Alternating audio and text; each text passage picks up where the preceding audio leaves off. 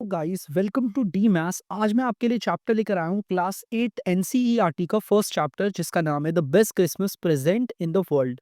ये बहुत ही interesting chapter है और मैं बहुत ही अच्छे तरीके से कोशिश करूंगा कि मैं आपको अच्छे से समझाऊं।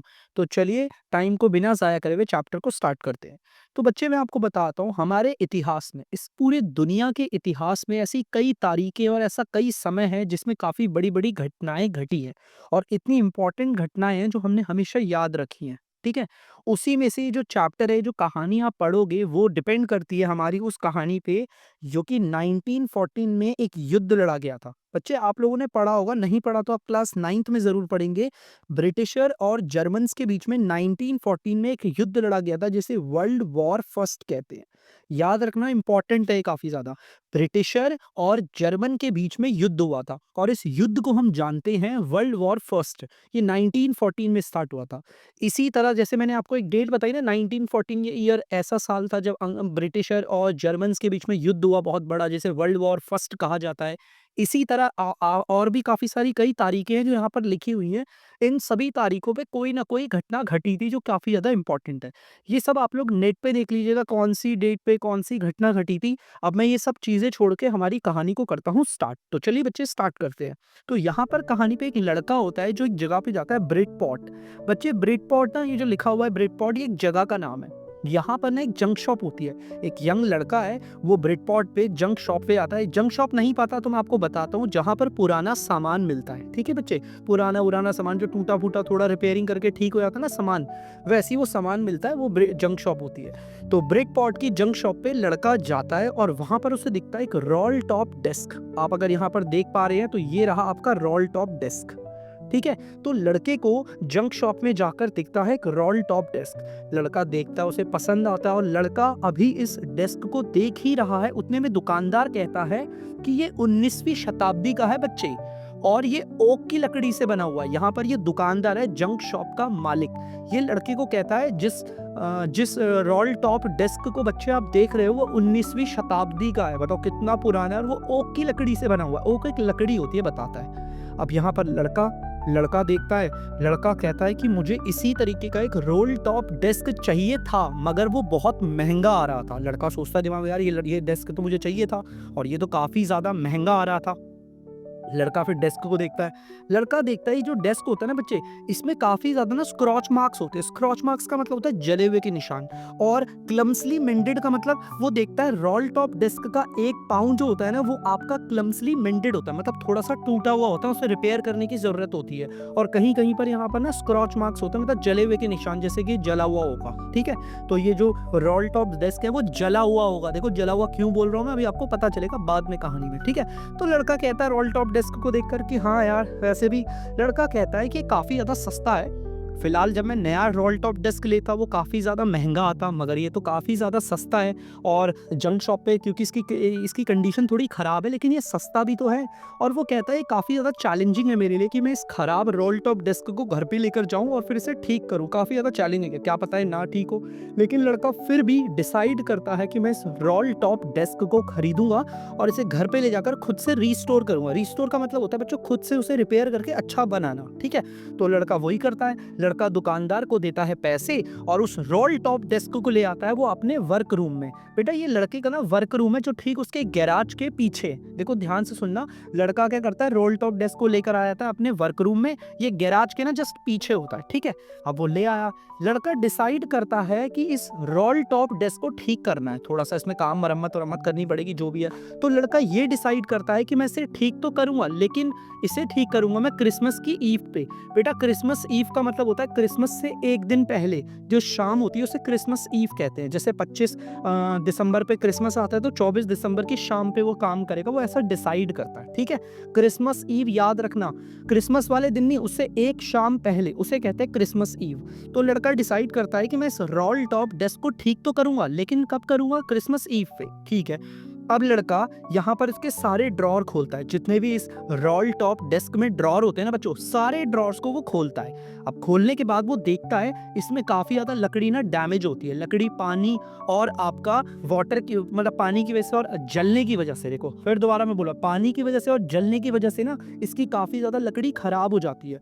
और कहीं कहीं पर से तो विनीर भी हट गया है। बच्चों ये वर्ड जो विनीर है ना, मैं आपको बताता हूँ क्या होता है। अक्सर लकड़ी के ऊपर ना एक ना कोटिंग चढ़ा दी जाती है जिससे लकड़ी चमकती है, उसे कुछ लोग सनमाइका भी कहते हैं, वो विनीर होता है। विनीर एक तरीके की एक लेयर होती है जिसे लकड़ी के ऊपर अगर आप चढ़ा दोगे तो एकदम चमकेगी, लेकिन अंदर की लकड़ी भले खराब क्यों ना हो। तो यहाँ पर यही बोला हुआ है, लकड़ी के ऊपर जो विनीर होता है ना वो भी कहीं कहीं से हटा हुआ होता है, आप देख सकते हो। और लकड़ी पानी की वजह से और जलने की वजह से खराब हो चुकी है। अब देखिए लड़का देख रहा है ऐसे। अब लड़का क्या करता है, सारे ड्रॉर खोलता है, लेकिन जो आखिरी का ड्रॉर होता है ना वो खुलता नहीं है, वो अटका हुआ होता है। लड़का शुरू में तो क्या करता है, बहुत प्यार से खोलने की कोशिश करता है, लेकिन जब ड्रॉर प्यार से नहीं खुलता तो लड़का उसे काफी ज्यादा जोर से खींचता है और अचानक से वो ड्रॉर खुलता है। और ड्रॉर खुलने के बाद वो देखता है उस ड्रॉर के अंदर जो खाली जगह होती है वहां पर एक छोटा सा एक टिन बॉक्स होता है। एक छोटा सा टिन बॉक्स होता है जिसके ऊपर इस तरीके से सेलो टेप लगाकर एक लेटर चिपका रखा होता है। जो टिन बॉक्स निकलता है उसमें एक सेलो टेप लगाकर एक लेटर चिपका रखा होता है। उस लेटर पे जो लिखा होता है कि ये लेटर जो रिसीव हुआ है वो 25 जनवरी 1915। बच्चे तारीख को ना बहुत ही ज्यादा इंपॉर्टेंट है कि आप याद रखो, ये लेटर कब प्राप्त हुआ है। प्राप्त का मतलब जब लेटर मिलता है, लेटर लिखा कब है वो अलग होगा। लेटर को रिसीव किया गया था 25 जनवरी 1915 को। और इस लेटर पे जो बच्चों हैंडराइटिंग थी ना वो काफी ज्यादा शेकी थी, मतलब कि इस लेटर को लिखते वक्त लिखने वाले के हाथ काफी ज्यादा हिल रहे थे। और इसमें ये भी लिखा हुआ था कि जिम्स का आखिरी लेटर है। बच्चे मैंने इस कहानी में अभी तक कोई भी नाम नहीं लिया था, लड़के का नाम तक नहीं बताया मैंने आपको। यहाँ पर ये जो लेटर मिला है ना, इस लेटर पे लिखा हुआ था जिम्स लास्ट लेटर, मतलब जिम्स का आखिरी लेटर। और राइटिंग काफी ज्यादा शेकी थी, मतलब कपकपाते हुए हाथों से लिखा गया था। और ये लेटर रिसीव हुआ है 25 जनवरी 1915 को। लड़का ये सब देख रहा होता है। चलो ठीक है। अब लड़के के दिमाग में एक तरफ विचार आता है कि किसी का लेटर इस तरीके से पढ़ना गलत है। ये विचार को हम स्क्रपल कहते हैं। हमारे दिमाग में जो विचार आते हैं कि हम ये काम हम जो कर रहे हैं वो गलत है, लेकिन लड़के के दिमाग में क्यूरियोसिटी भी होती है कि यार इस लेटर के अंदर ऐसा है क्या जो मैं इसे पढूं। तो जैसा कि आप लोग जानते हैं कि हमेशा हमारी जिज्ञासा जीतती आई है, तो लड़के की क्यूरियोसिटी उसके स्क्रपल से जीत जाती है। लड़के के जो अच्छे विचार होते हैं ना, उससे उसकी जो क्यूरियोसिटी होती है, लेटर को पढ़ने की चाह होती है, वो जीत जाती है। लड़का कहता है चलो छोड़ो यार, अच्छा है बुरा है कोई बात नहीं, इस लेटर को पढ़ा जाए। तो लड़का डिसाइड करता है इस लेटर को पढ़ने के लिए। ठीक है बच्चे। अब लेटर को खोलता है वो, उसके अंदर क्या होता है, टिन बॉक्स को खोलते ही लेटर दिखता है। अब लेटर पे देखो क्या होता है, पूरा लेटर जो होता है वो पेंसिल से लिखा हुआ होता है। और ये लेटर लिखा कब है वो भी बहुत ही इंपॉर्टेंट है गाइस। ये 26 दिसंबर 1914 को लिखा हुआ है, वो भी पेंसिल से। इसके अलावा इस पे एड्रेस लिखा होता है कि किसको ये लेटर लिखना है। यहाँ पर एड्रेस को ध्यान से सुनना, लेटर लिखा है मिसेस जिम मैकफरसन को। मिसेस जिम मैकफरसन मतलब जो जिम मैकफरसन की वाइफ है उनको लिखा गया लेटर है।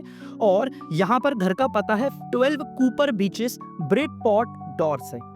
देखो बच्चे गौर से, लेटर का देखो एड्रेस भी पता चल गया। लेटर किस एड्रेस पे भेजा गया था, ये भेजा गया था मिसेस जिम मैकफरसन को, जिनके घर का पता है 12 कूपर बीचेस, ब्रिडपोर्ट, डॉर्सेट। ये लेटर लिखा कब था, 26 जनवरी 1914।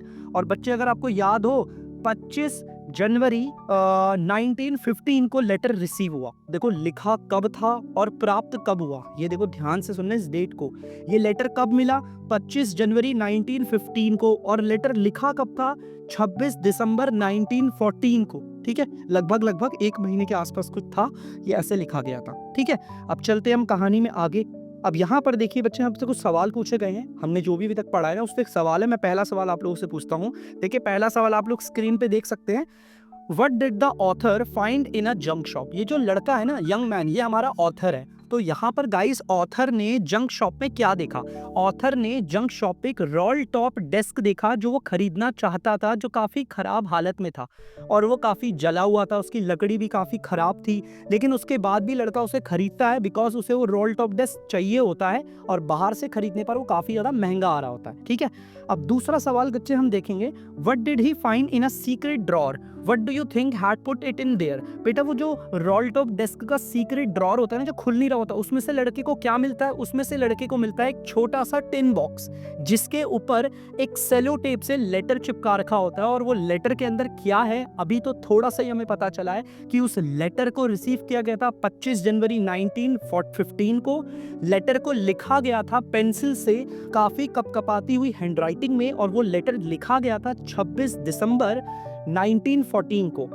इसके अलावा वो जो लेटर जिसके लिए लिखा गया था वो है मिसेस जिम मैकफर्सन, जिनके घर का पता भी मैंने आपको बताया, 12 कूपर ब्रिचेस, शायद से ब्रिडपॉट ऐसी समथिंग था। कोई बात नहीं, आप लोग देख लीजिएगा, ठीक है बच्चे।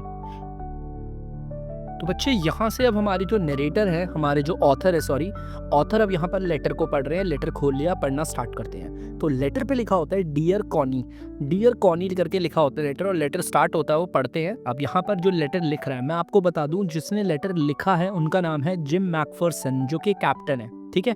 कहाँ पर है कैप्टन, क्या है, सब आपको पता चल जाएगा। देखिए वो क्या लिखते हैं लेटर में अपनी बीबी कॉनी को, कॉनी उनकी वाइफ होती है, ठीक है।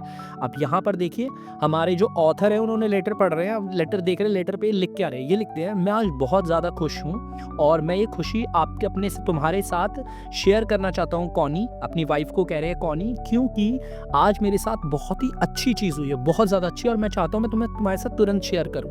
देखिए अब आगे क्या लिखते हैं, वो कहते हैं कि मतलब कि जो कल की सुबह थी, कल मतलब बीता हुआ कल, यस्टरडे मॉर्निंग, मेरे सारे सिपाही और मैं अपनी ट्रेंच में खड़े हुए थे। ट्रेंच क्या होता है मैं पहले आपको बता देता हूँ। ट्रेंच बच्चे देखिए ये ना इस तरीके से, ध्यान ध्यान से देखिएगा बच्चे, ट्रेंच में आपको बता दूँ इस तरीके से ना, एक सेकंड बच्चे, हाँ, ये इस तरीके से जमीन में ना गड्ढा कर देते हैं और सिपाही यहाँ पर होते हैं इस तरीके, इसे कहते हैं ट्रेंच। और ये आगे गए और यहाँ पर एक और गड्ढा है, यहाँ पर दूसरे सोल्जर्स हैं, ठीक है। और इसे कहते हैं नो मेंस लैंड, यहाँ पर युद्ध होता है। नो मेंस लैंड मतलब ये जमीन ना तो इनकी है ना तो इनकी है, और ट्रेंच इस तरीके से जमीन के अंदर गहरा गड्ढा करके यहाँ पे सोल्जर्स खड़े रहते हैं ना, इसे कहते हैं, ठीक है। अब देखिए वो क्या कहते हैं अपनी बीबी को, वो अपनी बीबी को कहते हैं, कल की सुबह पे मेरे सिपाही और मैं ट्रेंच में खड़े हुए थे, और जैसा कि हर बार हर साल क्रिसमस की सुबह होती है, ठंडी सुंदर सी क्रिसमस की सुबह, क्रिसमस की सुबह ना बहुत अच्छी होती है। वो अपनी वाइफ को लिखते हैं, जैसे हर साल क्रिसमस की सुबह होती है ना, काफ़ी ज़्यादा ठंडी होती है, कोहरा होता है और बहुत ज़्यादा सुंदर होती है। इस बार भी क्रिसमस की सुबह कुछ ऐसे ही थी।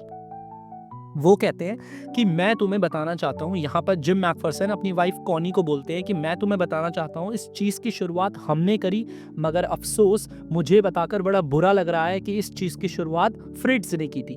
अभी मेरे काफ़ी सारे स्टूडेंट्स होंगे जो थोड़ा बहुत कंफ्यूज होंगे, यार ये जिम मैकफर्सन अपनी कोनी बीबी को क्या बता रहा है कि ये किस चीज़ की शुरुआत करना चाहता था लेकिन इन्होंने ना कर फ्रिट्ज ने की, है कौन ये फ्रिट्ज?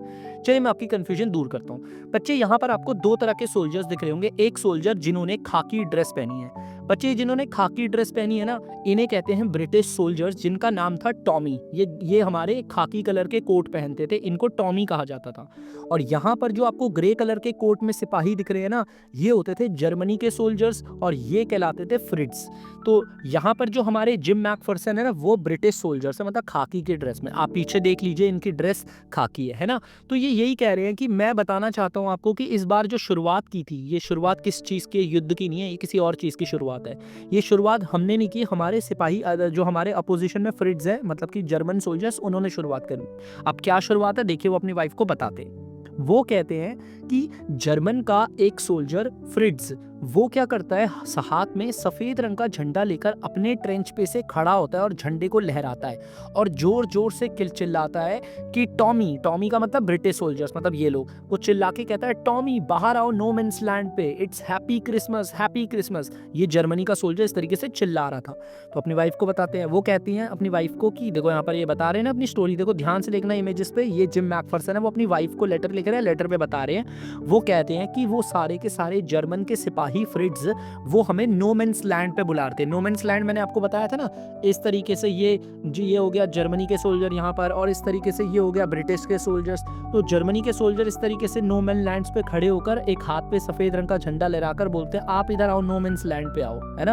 अब नो मेंस लैंड पे जोर जोर से चिल्लाकर बुला रहे होते हैं कि आओ टॉमी, और इन्हें ब्रिटिश सोल्जर्स को कहा जाता है टॉमी और जर्मन के सोल्जर्स को कहा जाता है फ्रिट्ज। तो फ्रिट्ज के सिपाही खड़े होकर बोलते हैं, सफेद रंग का झंडा मतलब शांति का प्रतीक, हमें लड़ाई नहीं करनी है ना। तो वो झंडा लहराकर कहते हैं टॉमी जल्दी ऊपर नो मैंस लैंड के ऊपर आओ। तो ऐसे ही होता है। तो यहाँ पर वो कहते हैं कि हमारे सिपाही बाहर नहीं निकलते अपनी ट्रेंच से। देखो ये सारे के सारे खाकी वर्दी के है ना, ये है टॉमी। ये लोग क्या करते हैं, अपने ट्रेंच पे से ही जवाब देते हैं चिल्ला के, same to you Fritz, same to you, आपको भी हैप्पी हैप्पी क्रिसमस। लेकिन ये बाहर नहीं जाते, हमारे सोल्जर्स अपने ट्रेंच पे से उनको वापस जवाब दे देते हैं। फिर वो कहते हैं मुझे लगा सिर्फ ये इतना ही होगा, वो लोग नो मैंस लैंड के ऊपर आए, उन्होंने हमें हैप्पी क्रिसमस बोला और हमारे सिपाहियों ने अपने ट्रेंच के अंदर से चिल्लाकर उन्हें रिप्लाई कर दिया। ये अपनी वाइफ को बताते हैं, कौनी मुझे लगता था ये सिर्फ इतना ही होगा, मगर ऐसा नहीं था। वो कहते हैं कि अपनी वाइफ को बताते हैं अचानक क्या होता है, एक जो जर्मनी का सोल्जर होता है ना, वो क्या करता है, फ्रिट्ज, वो एक सफ़ेद रंग का झंडा लेकर नो मैंस लैंड के ऊपर आता है दोबारा और जोर जोर से चिल्लाता है कि मेरे ऊपर गोली मत चलाना, और सफ़ेद झंडे को लहराता है। मैंने आपको पहले भी बताया था, सफ़ेद झंडे को लहराने का मतलब होता है शांति का प्रतीक, मतलब हमें लड़ाई नहीं करनी। तो ये जो फ्रिट्ज सिपाही है वो सफ़ेद रंग के झंडे को लहराता हुआ कहता है टॉमी मेरे ऊपर गोली मत चलाना, मेरे ऊपर गोली मत चलाना, है ना, इस तरीके से। अब यहाँ पर वो कहता है अचानक से मैं देखता हूँ काफ़ी सारे सोल्जर्स, मतलब काफ़ी सारे ग्रे कोट सोल्जर्स, मैंने बताया था ग्रे कोट सोल्जर मतलब जर्मनी के सिपाही जिन्हें फ्रिट्ज कहा जाता है।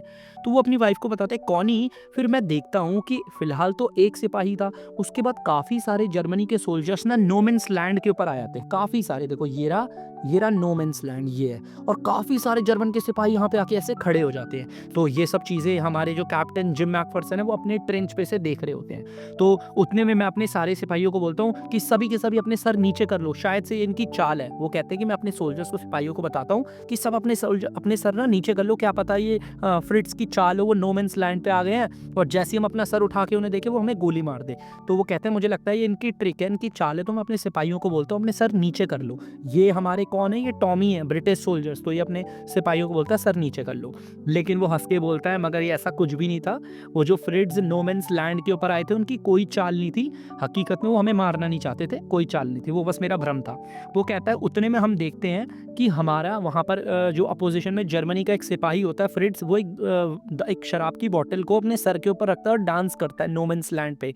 नो मैंस लैंड मैंने आपको बताया था ना, ये इस तरीके से, यहाँ पर जर्मन के सिपाही हैं, यहाँ पर आपके ब्रिटिशर्स के सिपाही हैं और ये नो मैंस लैंड है, ये है ना। यहाँ पर ये जो सिपाही है वो अपने सर पे बॉटल रखता है और डांस करने लगता है और वो कहता है हमारे पास शनैप्स हैं और सॉसेज हैं, चलो आप हमसे मिल लो और हैप्पी क्रिसमस टॉमी। ये जो आदमी सर के ऊपर बॉटल लेकर डांस कर रहा है ये जर्मनी का सोल्जर फ्रिट्ज है और ये चिल्ला के कह रहा है टॉमी बाहर निकलो अपने ट्रेन से, ये हैप्पी क्रिसमस का टाइम है, सेलिब्रेट करने का टाइम है, हमारे पास शनैप्स है और सॉसेज हैं, आओ हमारे साथ। बच्चे अगर मैं आपको बता दूं ये सॉसेज क्या होती है, मीट के पीसेस को कट करके फिर उसे तल के पकोड़े टाइप बना के खाना, इसे सॉसेज कहते हैं, ठीक है। तो वो कहता है मेरे पास सॉसेज पड़े हैं हमारे पास, जल्दी आओ बाहर और हम मिलते हैं और क्रिसमस सेलिब्रेट करते हैं।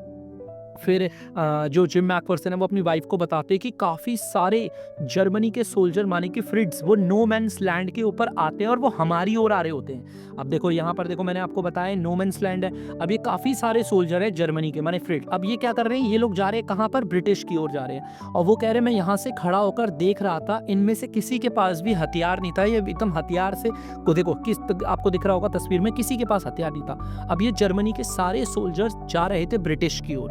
अब इतने में क्या होता है, वो बताते अपनी वाइफ को कि हमारे बीच में एक सिपाही होता है, मतलब हमारे बीच में ना एक सिपाही होता है जिसका नाम होता है लिटिल प्राइवेट मॉरिस। वो क्या कहता है, वो हमारे सिपाहियों को कहता है, मतलब टॉमीस को कहता है हम किस चीज़ का इंतजार करते हैं, चलो बॉयज़ हम भी चलते हैं इनसे मिलने, है ना। तो ऐसे करके ये लोग कहते हैं। वो कहता है अपनी वाइफ को कि कौनी जैसा तुम्हें पता है मैं कैप्टन हूँ, मैं इन सब का कमांडर हूँ, मुझे इन सबको रोकना चाहिए था कि मत जाओ नो मैंस लैंड पे इनसे मिलने, मगर सच तो ये है कि मैं इनमें से किसी को भी नहीं रोक पाया क्योंकि मेरा खुद भी मन था इनके साथ सेलिब्रेट करने का। तो यहाँ पर वो बताता है अपनी वाइफ को। फिर वो कहता है कि सारे के सारे सिपाही आपस में एक दूसरे से मिलते हैं। एक तरफ होते हैं आपके grey coat soldiers, grey coat मतलब जो आपके फ्रिट्ज हैं, और एक तरफ होते हैं आपके खाकी कोट सोल्जर्स मतलब जो आपके टॉमी है, मतलब ब्रिटिश सोल्जर्स और जर्मन सोल्जर्स, इनको फ्रिट्ज कहा जाता है, इनको टॉमी। ये सभी आपस में एक दूसरे से मिलते हैं, गले मिलते हैं नो मैंस लैंड पे, एक ऐसी जमीन जहां पर युद्ध होता है, वहां पर दोनों देश के सिपाही आपस में एक दूसरे से गले लग रहे हैं और आपस में एक दूसरे का क्रिसमस सेलिब्रेट कर रहे हैं। फ्रिट्ज टॉमी को बोल रहे हैं हैप्पी क्रिसमस और टॉमी फ्रिट्ज को बोल रहा है हैप्पी क्रिसमस। उसके बाद वो बताते हैं कि यहाँ पर नो मैन्स लैंड पे जहाँ पर युद्ध होता है, एक दूसरे को मारा जाता है, वहाँ पर दोनों देशों के सिपाही एक दूसरे से मिल रहे हैं, एक दूसरे से शांति मतलब एक पीस बना दिया इन्होंने। नो मैन्स लैंड जहाँ पर हमेशा हत्याएं होती है, खून गिरता है, चिल्लाने की आवाज़ें आती है, वहाँ पर काफ़ी शांति है। सभी दोनों ओर के सिपाही एक दूसरे से गले मिल रहे हैं और मैं इस नज़ारे को नो मैन्स लैंड के बीच में खड़ा होकर देख रहा हूँ। ये हमारे जिम मैकफर्सन है जो कि ब्रिटिश आर्मी की तरफ से हैं, ठीक है, कैप्टन है ये, ठीक है। अब यहाँ पर वो बताते हैं अपनी वाइफ को, लेटर में सब लिखकर बता रहे होते हैं। वो कहती है अपने वाइफ को, कहते हैं कॉनी, इनकी वाइफ कॉनी, वो कहते हैं कॉनी तुम्हें यकीन नहीं होगा, एक कमाल की बात बताता हूँ मैं तुम्हें कि फ्रिट्ज का जो ऑफिसर था, मतलब जैसे मैं यहाँ ब्रिटिश आर्मी का कैप्टन हूँ, वैसे ही जर्मनी आर्मी का जो कैप्टन था ना, वो मेरे से मिलने आए और उन्होंने अपनी मेरा मतलब मेरे से हाथ मिलाया। तो यहाँ पर गौर से देखना, ये हमारे जिम मैकफर्सन है मतलब कि टॉमी, और ये हमारे ग्रे कोट वाले सोल्जर्स हैं जो कि आपके फ्रिट्ज हैं, मतलब कि ये जर्मनी के सिपाही हैं। इसके कैप्टन का नाम होता है हेंस वॉल्फ। देखो ये क्या बोलते हैं आके, सबसे पहले बोलते हैं हे मेरा नाम हेंस वॉल्फ है और मैं डुसेलडॉर्फ से हूँ। ये बताते हैं जो जर्मनी के कैप्टन है, ये कहते हैं मेरा नाम ना हेंस वॉल्फ है और मैं डुसेलडॉर्फ से आया हूँ। डुसेलडॉर्फ जर्मनी में एक जगह है। और ये कहते हैं कि सेना में भर्ती होने से पहले मैं ऑर्केस्ट्रा में सेलो प्ले करता था। ऑर्केस्ट्रा ना एक बैंड होता है जिसमें काफ़ी सारे लोग ना अलग अलग इंस्ट्रूमेंट को बजाते हैं, कोई गिटार बजा रहा है, कोई तबला बजा रहा है, कोई हारमोनियम बजा रहा है, कोई कुछ बजा रहा है। वैसे ही बोलते हैं मैं एक ऑर्केस्ट्रा में सेलो बजाता था। सेलो एक इंस्ट्रूमेंट होता है म्यूजिकल, उसे बजाता था भर्ती होने से पहले। हेंस वॉल्फ कौन है, जर्मनी के कैप्टन है या ब्रिटिशर के कैप्टन है, आप मुझे कमेंट पे बताइएगा, ठीक है। हेंस वॉल्फ कहते हैं कि आर्मी में भर्ती होने से पहले, जर्मनी की सेना में भर्ती होने से पहले मैं एक ऑर्केस्ट्रा में सेलो को बजाता था, ठीक है। फिर वो कहते हैं happy Christmas captain gym Macpherson. वो कहते हैं जिम मैकफर्सन आपको बहुत बहुत हैप्पी क्रिसमस, क्रिसमस की ढेर सारी शुभकामनाएं। तो यहाँ पर वो कहता है, वहाँ पर जो हमारे जिम मैकफर्सन है वो कहते हैं हैप्पी क्रिसमस टू यू। वो कहते हैं कैप्टन आपको भी, ये नहीं कहते कैप्टन आपको भी हैप्पी क्रिसमस, है ना। और फिर ये बताते हैं जिम मैकफर्सन कि मैं आर्मी में भर्ती हूँ। अब हमारे जिम मैकफर्सन बता रहे हैं कि मैं आर्मी में भर्ती होने से पहले मैं एक टीचर था। ये बता रहे जिम मैकफर्सन जो कि हमारे ब्रिटिश आर्मी के कैप्टन है, मतलब कि टॉमी है जो, है ना। ये बोलते हैं कि मैंने एक टीचर था डॉर्सेट में, जो कि इंग्लैंड के वेस्ट में आता है। इंग्लैंड के ना बच्चे, इंग्लैंड जो है उसके वेस्ट में आता है डॉर्सेट, वहां पर ये टीचर थे हमारे जिम मैकफर्सन, ठीक है। बताते हैं, वो कहते हैं डॉर्सेट दो हेंस वॉल्फ, देखो ये हेंस वॉल्फ है। वो कहते हैं ओ डॉर्सेट, मैं इस जगह को बहुत ही अच्छी तरीके से जानता हूँ, ठीक है। अब यहाँ पर बात हो रही है, यहाँ पर वो बोलते हैं अपनी वाइफ को बताते हैं कॉनी मेरे पास रम राशन था और उनके पास सॉसेज थी। मतलब जो जिम मैकफर्सन थे उनके पास रम का राशन था और जो हमारे हेंस वॉल्फ थे, मतलब कि फ्रिट्ज जर्मनी सोल्जर्स के सिपाही, इनके पास सॉसेज थी। रम राशन तो आप सब जानते हो शराब हो गई, और सॉसेज मीट के टुकड़े जिन्हें फ्राई करके खाया जाता है। तो वो कहते हैं हम दोनों आपस में एक दूसरे के साथ चीज़ें शेयर करते हैं। हम जो टॉमी है, मतलब जर्मन के सिपाही, सॉरी ब्रिटिश के सिपाही, हम लोग अपना रम राशन इनके साथ शेयर करते हैं और वहीं पर जर्मनी के सिपाही अपनी सॉसेज को हमारे साथ शेयर करते हैं आपस में। इसके बाद वो कहते हैं, वो अपनी वाइफ को बताते हैं जिम मैकफर्सन, वो कहते हैं कि यार वो हेंस वॉल्फ जर्मनी सिपाही के कैप्टन, वो क्या इंग्लिश बोलते थे यार, उनका इंग्लिश बोलना मैं हैरान हो गया। वो इतनी अच्छी इंग्लिश कैसे बोल सकते हैं, जबकि वो तो इंग्लैंड में रहते ही नहीं, वो तो जर्मनी के सिपाही हैं। फिर वो कहते हैं अपनी वाइफ को, उन्होंने जितना भी हेंस वॉल्फ ने जितनी भी चीज़ें इंग्लिश के बारे में सीखी थी, वो अपनी वाइफ को बताते हैं वो सारी चीज़ें उन्होंने अपने स्कूल से सीखी थी हेंस वॉल्फ ने। और कमाल की बात ये है कि वो बताते हैं कि वो इंग्लैंड कभी आए ही नहीं। मतलब जो हमारे हेंस वॉल्फ थे जर्मनी के कैप्टन, वो कभी इंग्लैंड नहीं गए। वो सारी चीज़ें कहाँ से सीखे थे, जिम मैकफर्सन बताते हैं स्कूल से सीखे थे वो अपने, ठीक है। और वो कहते हैं कि हेंस वॉल्फ के जो फेमस राइटर है वो थॉमस हार्डी है। हर चीज़ को बड़े गौर से सुनना बच्चों। जो हेंस वॉल्फ हैं उनके फेमस राइटर हैं थॉमस हार्डी, और उनकी फेवरेट किताब का नाम भी वो बताते हैं। वो कहते हैं far from the madding crowd, ये किताब है और ये हेंस वॉल्फ को बहुत पसंद थी। ये जिम मैकफर्सन अपनी वाइफ को लेटर में लिखकर बता रहे हैं कि मैं ऐसे मिला कैप्टन से हमारी इतनी सारी बातें हुई, उनको ये किताब पसंद है और वो काफ़ी अच्छी इंग्लिश बोलते हैं, उनके ये फेमस लेखक हैं, ऐसे करके अपनी वाइफ के साथ शेयर कर रहे हैं। इसके बाद बच्चे वो बोलते हैं अपनी वाइफ को कि हमने काफ़ी सारी चीज़ों के ऊपर बात करी, बत्शेबा, गार्बियल ओक, सर्जेंट रॉय, डॉर्सेट। इसके बाद वो बताते हैं अपनी वाइफ को कि जो हेंस वॉल्फ है उनकी एक पत्नी है और उनका एक 6 महीने का बच्चा है जो जस्ट अभी पैदा हुआ है। मतलब 6 महीने पहले ही जस्ट एक बच्चा पैदा हुआ उनको, तो वो बहुत छोटा है। तो ऐसे उनसे बताते हैं। इसके बाद यहाँ पर बोला हुआ है कि काफ़ी सारे सोल्जर्स, नो मैन्स लैंड पे काफ़ी सारे सिपाही हैं। एक तरफ ग्रे कोट सोल्जर्स और एक तरफ खाकी कोट सोल्जर्स। ग्रे कोट मतलब जर्मनी के सिपाही और खाकी कोट मतलब ब्रिटिशर के सिपाही। और ये सारे के सारे नो मैन्स लैंड में आपस में एक दूसरे के साथ हंस रहे हैं और स्मोकिंग कर रहे हैं, चिलिंग कर रहे हैं, मौज मार रहे हैं मतलब। और वो कहते हैं इस नज़ारे को मैं देखकर बहुत ज़्यादा खुश होता हूँ कि देखिए अभी कुछ वक्त पहले हम एक दूसरे की जान लेना चाहते थे और अभी हम नो मैंस लैंड के ऊपर एक दूसरे के साथ बैठ के इतना सारा एंजॉय कर रहे हैं। अचानक से वो कहते हैं कि जिम मैकफर्सन दिख रहा होगा आपको, जिम मैकफर्सन और हेंस वॉल्फ। तो जिम मैकफर्सन कहते हैं कि मैंने ना वो जो तुमने केक बनाया था ना, जो तुमने क्रिसमस का केक, बेटा यहाँ पर मैं आपको बता दूं, ये हमारे जिम मैकफर्सन है और इनकी वाइफ है कॉनी। कॉनी ने क्या करा था, इनके लिए ना केक बनाया था अपने हस्बैंड के लिए, जो कि ब्रिटिशर आर्मी के कैप्टन है। उनके लिए कोई केक बनाया था, उस केक का नाम था मर्जी पैन। ठीक है, मैं आपको बता दूं केक का ना। और वो केक ना, ये बताते हैं जिम मैकफर्सन कि तुम्हारा बनाया हुआ केक कॉनी मैंने हेंस वॉल्फ के साथ शेयर किया, मतलब मैंने उन्हें खिलाया तुम्हारा बनाया हुआ केक। और वो कहते हैं कॉनी तुम यकीन नहीं मानोगी, तुमने केक बनाया था ना मर्जी पेन केक, वो उन्हें बहुत ज़्यादा पसंद आया। यहाँ तक कि हमारी हर चीज़ सेम थी, जिस चीज़ को मैं पसंद करता हूँ हेंस वॉल्फ कैप्टन भी उसी चीज़ को पसंद करते हैं, जबकि हम एक बहुत बड़े दुश्मन हैं। वो कहते हैं अपनी वाइफ को, कॉनी इतना अच्छा क्रिसमस मैंने आज तक कभी नहीं मनाया अपनी लाइफ में, ये बहुत अच्छा क्रिसमस था। फिर वो बोलते हैं, अपनी वाइफ को बताते हैं कि कॉनी अभी हम सब लोग एंजॉय कर रहे थे और हेंस वॉल्फ और मैं बैठ के केक खा रहे थे, अचानक से पता नहीं कौन सिपाही फुटबॉल ले आया और फुटबॉल लेकर आया। हम नहीं जानते कौन था वो सिपाही, कोई ना कोई था हमारे बीच में से ही। तो वो फुटबॉल ले आया और फुटबॉल लाने के बाद उसके बाद क्या था, सभी लोगों ने अपने कोट्स उतारे। जो हमारे सोल्जर्स थे उन्होंने खाकी वाले कोट उतारे और जो उनके सोल्जर्स थे उन्होंने अपने ग्रे वाले कोट उतारे और कोट उतार कर एक गोल पोस्ट बना दिए, 2 गोल पोस्ट बनाए। देखो गोल पोस्ट मतलब ऐसे एक के ऊपर केक के ऐसे कोट्स खड़े कर दिए और ये बीच में हो गया गोल पोस्ट। वो कह रहे हैं ऐसे गोल पोस्ट बना लिए। याद रखना गोल पोस्ट कैसे बनाए थे, सभी सिपाहियों ने अपने अपने कोट्स को एक के ऊपर एक खड़ा कर दिया था, उससे गोल पोस्ट बना दिया था जिसके बीच में गोल लगेंगे। ठीक है, इसके बाद वो कहते हैं फिर क्या था, वो अपनी वाइफ को बताते फिर क्या था। अगली चीज यही थी कि मैच चालू हो गया, टॉमी वर्सेस फ्रिट्ज।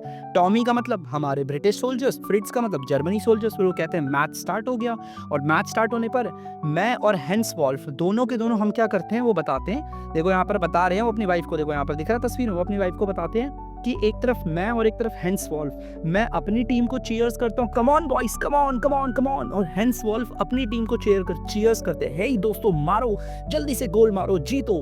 कहते हैं हम दोनों के दोनों अपनी अपनी टीम का उत्साह बढ़ाते हैं और हम दोनों जोर जोर से तालियां भी बजाते हैं और साथ ही साथ अपने हाथों से अपने पैर पे मारते हैं जोर जोर से, मतलब चीयर्स करते हैं और अपनी बॉडी को गर्म करने की कोशिश करते हैं क्योंकि बहुत ज़्यादा ठंडा था उस वक्त पे। और आपको पता है क्रिसमस का दिन है, 25 दिसंबर, क्रिसमस पे काफ़ी ज़्यादा ठंडा होता है। अब यहाँ पर वो कहते हैं कि हेंस वॉल्फ ना इसी चीज़ में, मैं और हेंस वॉल्फ अपनी वाइफ को बता रहे हैं, जिम मैकफर्सन, वो कहते हैं कि मैं अपने ना वो कहते हैं कि हेंस वॉल्फ और मैं मतलब जस्ट वो देख रहे थे, मैच देख रहे थे, उतने में हेंस वॉल्फ जो जर्मनी के कैप्टन होते हैं वो क्या कहते हैं, वो कहते हैं यही तरीका है जिससे युद्ध से मतलब युद्ध को निपटाया जा सकता है। इससे वो कहते हैं जो फुटबॉल का मैच है ना, ये सबसे बेस्ट तरीका है किसी युद्ध को डिसाइड करने का, कौन जीता है कौन हारा है।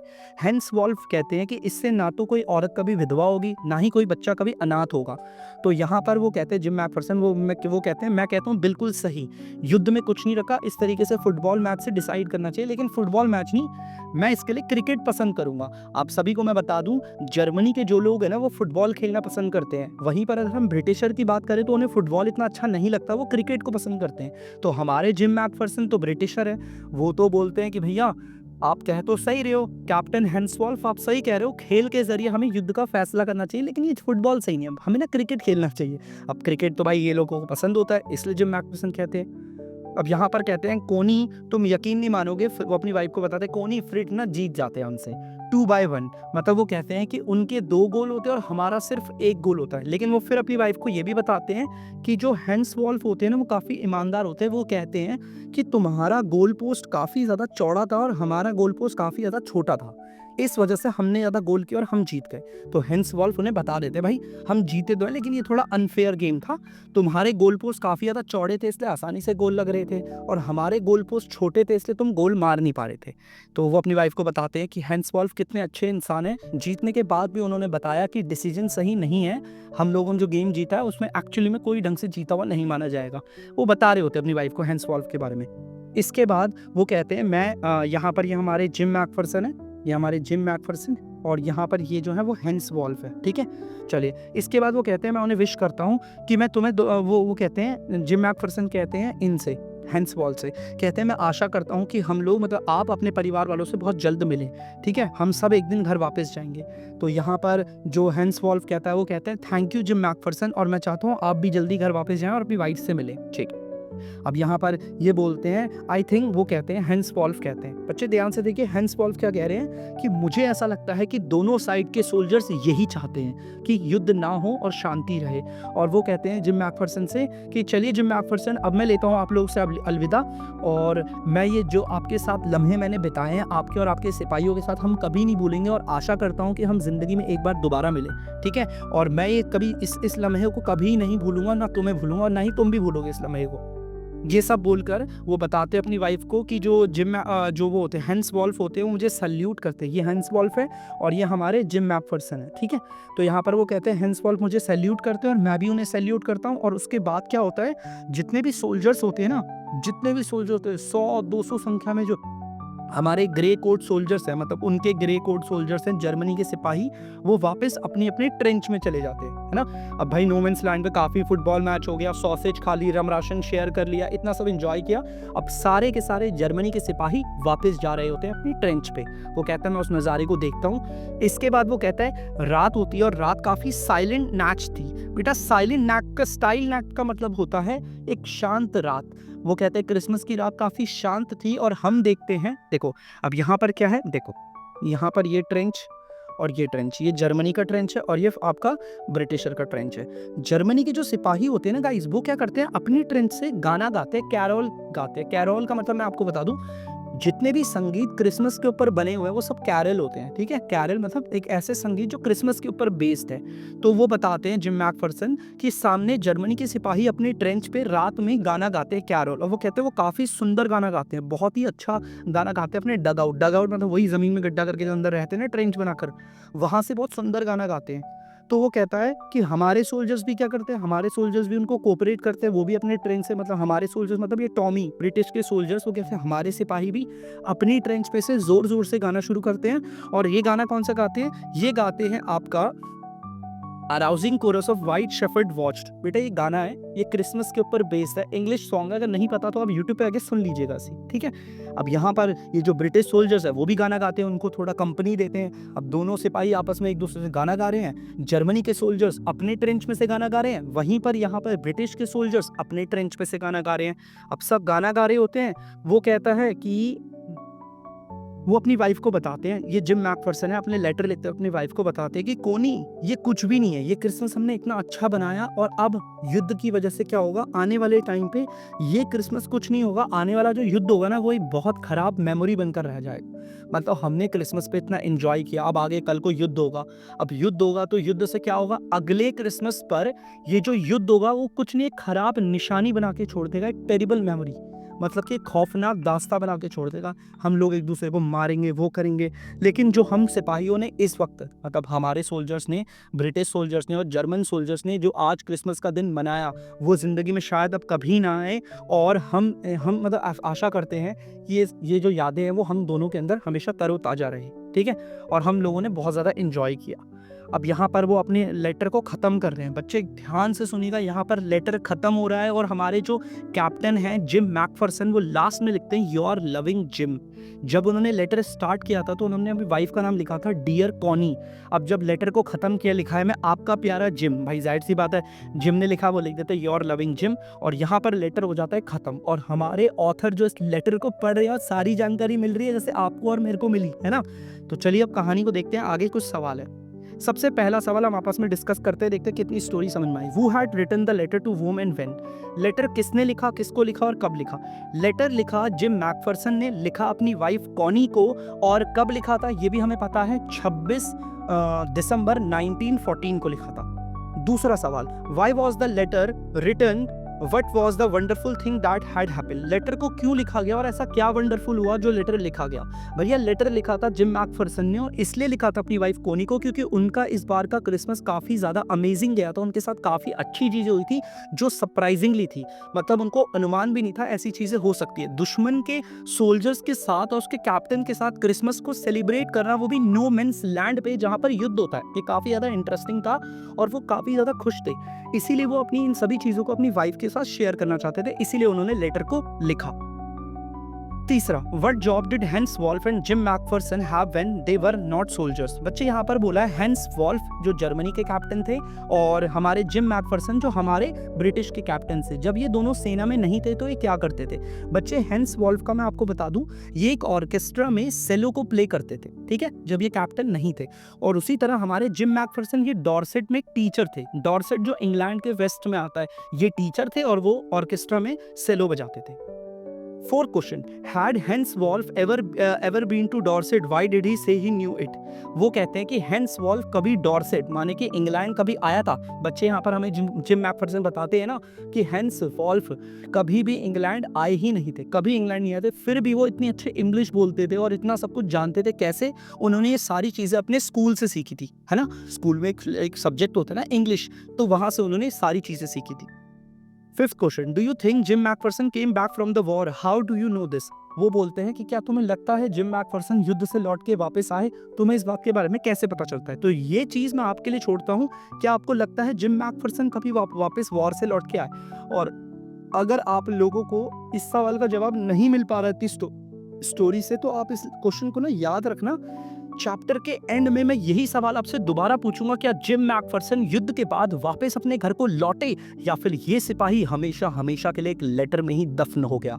तो इस सवाल को हम पढ़ेंगे हमारे एट द एंड में। ओके बच्चे। तो गाइस, अब हमारे ऑथर जो है वो लेटर को पढ़ चुके हैं, पूरा लेटर खत्म हो गया है, इसलिए वो लेटर को करते फोल्ड और उसे वापस एनवेलप पे डालते। और ऑथर रात भर नहीं सो पाते, रात भर वो इस कहानी को सुन के बिल्कुल नहीं सो पाते। और अब उनके अंदर एक जिज्ञासा होती है, सुबह उठते ही उन्हें पता होता है उन्हें क्या करना है। तो हमारे ऑथर अपनी गाड़ी निकालते हैं और चल पड़ते हैं कहाँ की ओर, ब्रिटपॉट की ओर। अब वो जिम मैकफरसन से, मिसेस जिम मैकफरसन से मिलना चाहते थे और वो उन्हें लेटर देना चाहते थे। तो वो लेटर को पकड़ते हैं और जल्दी से पहुंचते हैं कहाँ पे, ब्रिटपॉट की ओर गाड़ी लेके निकलते हैं।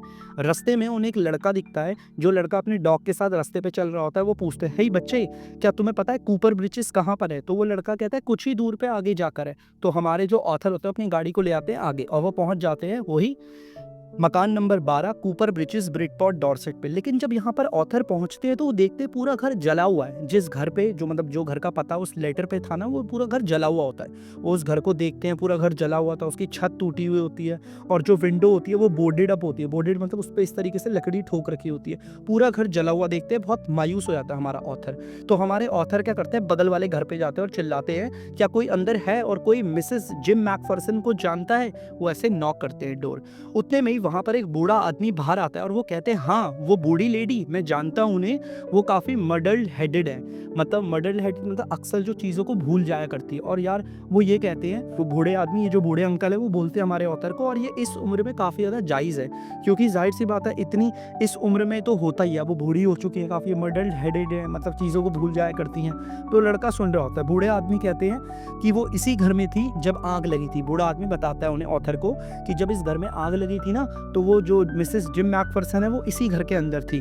वो कहता है कि वैसे हकीकत में कोई नहीं जानता इस घर में आग कैसे लगी, लेकिन शायद से इसका रीजन कैंडल हो सकता है। ये बताते हैं अंकल जी, बूढ़े अंकल बताते हैं कि जो अक्सर कॉनी है ना, मिसेस जिम मैकफरसन ही कॉनी है। वो कहते हैं कॉनी है ना, वो उसको हमेशा अक्सर कैंडल पसंद थी। वो इलेक्ट्रिसिटी बहुत कम इस्तेमाल करती थी। वो अक्सर यही कहती थी इलेक्ट्रिसिटी काफ़ी ज़्यादा एक्सपेंसिव होती है, तो मैं तो उसकी जगह पे कैंडल यूज़ करती हूँ। तो शायद से उनकी कैंडल की ही वजह से आग लगी थी इस घर में। इसके बाद बूढ़े आदमी बताते हैं कि जो फायरमैन थे उन्होंने सही समय पे कॉनी को सुरक्षित घर से बाहर निकाल दिया था और वो उनको कुछ नहीं हो रखा, वो जिंदा है और अभी वो नर्सिंग होम में है, जो कि डॉर्चेस्टर पे है, हमारे बर्लिंगटाउन हाउस डॉर्चेस्टर में। मतलब बर्लिंगटन का एक नर्सिंग होम है जो कि डॉर्चेस्टर में है, वहाँ पर अभी इस वक्त वो है। नर्सिंग होम क्या होता है, जहाँ पर ना बूढ़े बुजुर्गों की काफ़ी ज़्यादा केयर करके रखा जाता है। अगर जैसे मुझे ऐसा लगता है मेरे घर में बूढ़े बुजुर्ग हैं, मैं उनकी केयर नहीं कर पा रहा, मेरे पे इतना टाइम नहीं है, तो मैं उन्हें नर्सिंग होम में रख दूँ। ऐसे गलत है, मैं आपको बता रहा हूँ बस नर्सिंग होम होता क्या है, ठीक है। तो यहाँ पर ये बूढ़े आदमी बता देते हैं हमारे ऑथर को कि इस वक्त पे मिसेस जिम मैकफरसन कहाँ पे है, हमारे बर्लिंगटन के नर्सिंग होम में है, जो कि डॉर्चेस्टर पे है। तो हमारे जो ऑथर होता है वो क्या करेंगे आगे देखते हैं। उससे पहले हम कुछ क्वेश्चंस को जान लेते हैं, हमारे क्वेश्चन से डिस्कस करते हैं। सबसे पहला क्वेश्चन बच्चों यहाँ पर है, why did the author go to Bridport. हमारे जो ऑथर थे वो ब्रिटपॉट क्यों गए। ऑथर ब्रिटपॉट इसलिए गए थे ताकि वो जो लेटर है जिम मैकफरसन का उनकी वाइफ कोनी को, वो उस लेटर को कोनी को देना चाहते थे, क्योंकि हमारे ऑथर को नहीं पता भाई, ऑथर को भी यही लग रहा था लेटर तो जिम मैकफर्सन ने लिख दिया है, मगर ये उनकी वाइफ को मिला है या नहीं मिला है ये तो पता ही नहीं है। तो इसीलिए वो उस लेटर को देने के लिए जाते हैं उनके पास। दूसरा, how old was Mrs McPherson now, where was she? बेटा वो 101 साल की थी, मैं पीछे बताना भूल गया था, वो 101 ईयर ओल्ड थी। और वो कैसी थी? अब वो एक तो वो थोड़ी सी मर्डल हेडेड थी, मतलब वो अक्सर चीज़ों को भूल जाया करती थी, और साथ ही साथ अभी इस वक्त वो अपने घर पे नहीं है, क्योंकि घर तो उनका जल चुका है। वो हमारे बर्लिंगटन के नर्सिंग होम में है, ठीक है, वहां पर है, जो कि डॉर्चेस्टर पे है। अब देखिए लेखक आगे क्या करते हैं, बताता हूँ। आगे देखिए लेखक क्या होता है, लेखक पहुंच जाते हैं, लेखक बताते हैं मैं काफ़ी आसानी से बर्लिंगटन के नर्सिंग होम पे पहुंचता हूँ, बहुत आसानी से मिल जाता है मुझे डॉर्चेस्टर पे। आगे वो कहते हैं मैं अंदर जाता हूँ हॉलवे में, और हॉलवे में दिखता है मुझे ऊपर पेपर की चेन दिखती है, क्योंकि भाई क्रिसमस का ही दिन होता है ना। देखो दोबारा से क्रिसमस का दिन है, पेपर की चेन लगी हुई है, सजावटें हो रखी हैं। वो कहते हैं आगे जाता हूँ तो मुझे एक अच्छा सा क्रिसमस ट्री दिखता है, जिसमें काफ़ी ज़्यादा लाइटिंग होती है, ऊपर से एक एंजल लगा रखी होती है टॉप पे, काफ़ी सुंदर सजावट होती है। वो कहते हैं अंदर जाता हूँ तो मुझे मैट्रन मिलती है। मैट्रन मतलब जो वहाँ की पूरी हेड होती है, मतलब उस नर्सिंग होम की। तो वो मैट्रन से कहते हैं कि मैं मिसेस जिम मैकफर्सन का दोस्त हूँ, और मैं यहाँ उनसे मिलने आया हूँ क्रिसमस के लिए, और मैं उनसे मिलना चाहता हूँ, मैं उनके लिए कुछ उपहार लेकर आया हूँ। तो मैट्रन कहती है चलिए आइए मेरे साथ अंदर। मैट्रन उन्हें अंदर हॉल में लेके जाती है, जहाँ पर एक डाइनिंग टेबल होता है, और डाइनिंग टेबल पे काफ़ी सारे लोग बैठे होते हैं, जिन्होंने पेपर की कैप पहनी होती है, और ये सारे के सारे क्रिसमस को सेलिब्रेट कर रहे होते हैं, क्योंकि जो हमारे ऑथर मिसेस जिम मैकफर्सन से मिलने आए ना, वो क्रिसमस का ही दिन है, ठीक है, ये कुछ सालों बाद के क्रिसमस का दिन है। वो कहते हैं कि मैं मिसेस जिम मैकफर्सन से मिलने आया हूँ, और वो कहते हैं कि यार ये पेपर हेडवेट लगाकर बैठे हुए होते हैं लोग, एंजॉय कर रहे होते हैं। तो ऑथर इन्हें देखता है, लेकिन यहाँ पर कहीं पर भी मिसेस जिम मैकफर्सन नहीं होती। इसके बाद मैट्रन क्या करती है, मैट्रन कहती है आप क्रिसमस के अवसर पे आए हैं, ये लीजिए मिन्स पाई खाइए। बेटा मिन्स पाई का मतलब होता है एक स्वीट डिश होती है, एक मीठी डिश होती है, जो वो हमारे ऑथर को वो करती है, वो ऑफर करती है, ऑथर उसे थोड़ा सा चखते हैं। इसके बाद जो मैट्रन होती है वो हमारे ऑथर को लेकर चलती है कहाँ पर, मिसेस जिम मैकफर्सन के पास। वो बताती है, हमारी जो मैट्रन होती है ना, मैट्रन हमारे ऑथर से क्या कहती है, देखिए वो कहती है कि आज ना मिसेस जिम मैकफर्सन काफी ज्यादा कंफ्यूज थी। बच्चे याद रखना, मिसेस जिम मैकफर्सन को भूलने की आदत है। तो वो बोलती है कि मिसेस जिम मैकफर्सन का स्वभाव थोड़ा अजीब सा था, वो थोड़ी कंफ्यूज थी, इसीलिए हमने उन्हें पार्टी में इनवाइट नहीं किया। पार्टी में वो इसीलिए नहीं थी, वो थोड़ा सा आराम कर रही है, उनके लिए सही रहेगा। तो यहाँ पर हमारे ऑथर कहते हैं ओके मैडम, समझ गया मैं, ठीक है। इसके बाद वो कहती है, वो बताती है मैट्रन कि उनसे अक्सर कोई मिलने नहीं आता यहाँ पर, तो इसीलिए अगर आप उनसे मिलेंगे तो उन्हें बहुत ज़्यादा अच्छा लगेगा। और हमारे ऑथर कहते हैं मुझे तो और भी ज़्यादा अच्छा लगेगा, मैं बहुत ज़्यादा एक्साइटेड हूँ उस लेडी से मिलने के लिए जिनके लिए लेटर लिखा गया था। वो अपने मन ही मन सोचते हैं। अब यहाँ पर वो क्या करती हैं, जो हमारी यहाँ पर वो होती है मैट्रन होती है, वो उन्हें कमरे में ले आती है जो कंजर्वेटिव होता है, मतलब चारों तरफ से बंद होता है, वहाँ चारों तरफ प्लांट लगा रखे होते हैं, और बीच में एक चेयर होती है, वो वहाँ पे उन्हें ले आके रख देते हैं। वो कहती है आप यहीं इंतजार कीजिए, मिसेस जिम मैकफर्सन यहीं आएंगे आपसे मिलने। उतने में वो कहते हैं एक बूढ़ी लेडी जिनके सफ़ेद बाल है, उन्होंने एक जूड़ा बना रखा है पिन से सफ़ेद बालों का, और वो व्हील चेयर पे बैठी हुई है, उन्होंने अपनी कलाई बहुत जोर से मोड़ के अपने हाथों पे रखी हुई है। और कहते हैं उतने में वो मेरे सामने आती है, मैं उनसे बोलता हूँ। यहाँ पर हमारे ऑथर कहते हैं हेलो मिसेस जिम मैकफर्सन। वो कहते हैं हेलो मिसेस जिम मैकफर्सन, और फिर वो बोलते हैं, हमारे ऑथर कहते हैं हैप्पी क्रिसमस कॉनी। वो उनके नाम से पुकारते हैं उन्हें, कॉनी क्रिसमस की खूब सारी बधाइयाँ, वो कहते हैं। और फिर हमारे ऑथर क्या करते हैं, हमारे ऑथर अपने हाथ पे ये टिन का डब्बा लाके इनको दिखाते हैं, और कहते हैं, हमारे जो ऑथर है वो कहते हैं कॉनी को कि शायद से डब्बा आपका है, ये जो बॉक्स है वो आपकी अमानत है। अब इसमें क्या होता है, हमारे ऑथर बताते हैं कि वो इस डब्बे को देखकर, जो कॉनी होती है ना, वो इस डब्बे को देखकर इतनी ज़्यादा खुश होती है, और उनकी आंखों में आंसू आ जाते हैं, और वो बहुत ज़्यादा सरप्राइजिंगली उस डब्बे को देख रही होती है, क्योंकि डब्बा उन्हीं का है। और वो कहते हैं, ऑथर कहते हैं, अभी ना यहाँ पर कॉनी इस डब्बे को देख रही है, और ऑथर कहते हैं मैं बता रहा होता हूँ कॉनी को कि मेरे को किस तरीके से रोल टॉप डेस्क मिला जंक शॉप पे, मैंने उसमें से लेटर निकाला, पढ़ा कहानी, और मैं आपके पास आया। लेकिन ऑथर कहते हैं कि मेरी किसी भी बात को कॉनी नहीं सुनती, क्योंकि वो डब्बे को देखने में ही काफ़ी ज़्यादा बिजी है। वो डब्बे को देख के काफ़ी ज़्यादा खुश होती है, उसकी आंखों में काफ़ी ज़्यादा रोशनी आ जाती है, वो आंसू से भर जाती है। अब आगे देखिए क्या होता है, आगे वो कहती है, अब देखिए क्या कह रही है हमारी कॉनी, बहुत ज़्यादा ज़रूरी है समझना क्या कह रही है कॉनी।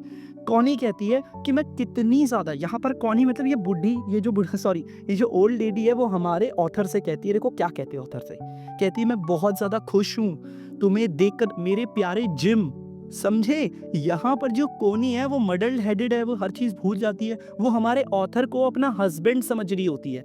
वो कहती है मैं बहुत ज़्यादा खुश हूँ तुम्हें देखकर मेरे प्यारे जिम। और फिर वो नीचे कहती है कि ये क्रिसमस का सबसे बड़ा उपहार है कि मैं तुम्हें दोबारा देख पा रही हूँ। मतलब कि यहाँ पर जो हमारी ओल्ड लेडी कोनी है, वो हमारे ऑथर को अपना हस्बैंड समझने लगती है। कहती है मैं बहुत खुश हूँ तुम्हें देखकर। इतना बड़ा सरप्राइज़ तुमने मुझे क्रिसमस पे आके दिया है। खुद आ गए तुम मुझसे मिलने, बहुत ज़्यादा खुश हूँ मैं। इतना कहती है और हमारा ऑथर सब कुछ सुन रहा होता है। तो यहाँ पर क्या करती है ओल्ड लेडी, हमारे ऑथर के सर पे किस करती है और उसके बाद कहती है कि मैंने इस लेटर को, कॉनी कहती है उस लेटर को दिखाकर, मैंने इस लेटर को कितनी बार पढ़ा है और इतनी बार पढ़ने के बाद मैंने हमेशा प्रे करा है गॉड से कि काश मेरे जिम मेरे पास है और वो इस लेटर को मेरे लिए खुद से पढ़े। तो वो उस लेटर को देती है हमारे ऑथर को और कहती है अब इस लेटर को आप मेरे लिए पढ़ो जिम। वो अपने पति से कहती है, मतलब वैसे हमारा ऑथर है, इसको लगता है वो उसका पति है। तो वो जिम से कहती है, सॉरी ऑथर से कहती है जिम तुम इस लेटर को मेरे लिए पढ़ो, क्या तुम पढ़ोगे ना? तो ऑथर कहता ठीक है भाई बिल्कुल। तो अभी इन दोनों में मतलब बहुत ज़्यादा हक करते हैं, मतलब ये जो कॉनी होती है वो अपने हमारे ऑथर को हक करती है, वो अपना हस्बैंड समझती है।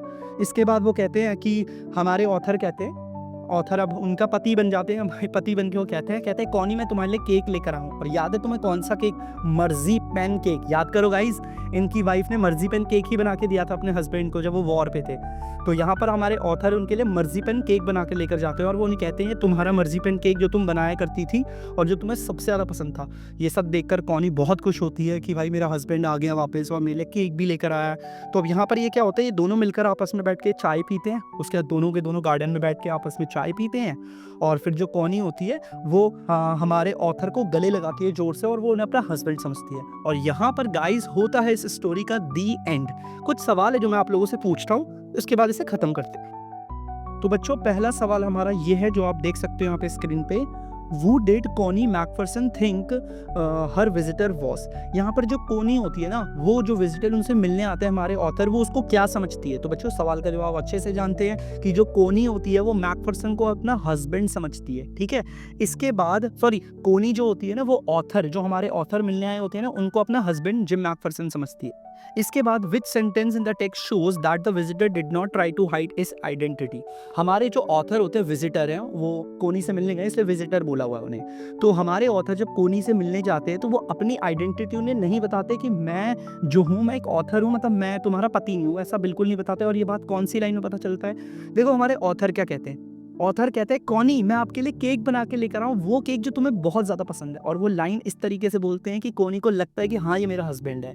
तो इस लाइन से पता चलता है कि हमारे जो लेखक है ना, वो कोनी को भी ये रियलाइज़ करवा रहे कि मैं ही तुम्हारा हस्बैंड हूँ। वो अपनी आइडेंटिटी उससे नहीं बताते, वरना कोई अजनबी ऐसे बोलेगा किसी लेडी को कि कोनी मैं तुम्हारा केक बना के लेकर आऊँ, मर्जी पेन केक जो तुम्हें पसंद है। तो यहाँ कहानी पे ये सेंटेंस है, ये लाइन है जो हमें दर्शाती है कि हमारे ऑथर बिल्कुल नहीं बताते अपनी आइडेंटिटी कि भाई मैं कौन हूँ, उन्हें अपना हस्बैंड ही बताते हैं। ठीक है बच्चे, तो अब मैं लेता हूँ आपसे दी एंड। आई होप आप लोगों को ये चैप्टर समझ में आया होगा। मैंने अपनी तरफ से बेस्ट दिया गाइस, थोड़ा सा वीडियो लॉन्ग हो गया होगा लेकिन ट्रस्ट मी मैंने पूरा डिटेल में बताने की कोशिश करी अपनी तरफ से।